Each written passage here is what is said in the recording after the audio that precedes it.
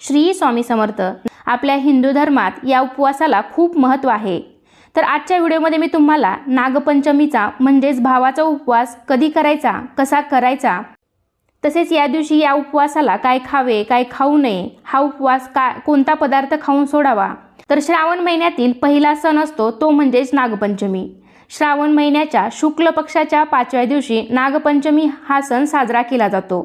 तर यावर्षी 2024 मध्ये शुक्रवार दिनांक 9 ऑगस्ट रोजी नागपंचमीचा सण आलेला आहे।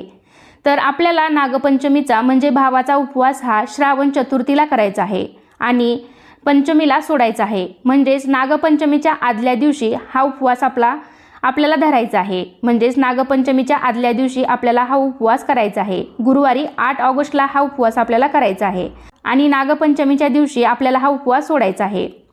असं म्हणतात की नागपंचमीचा उपवास हा भावासाठी केला जातो।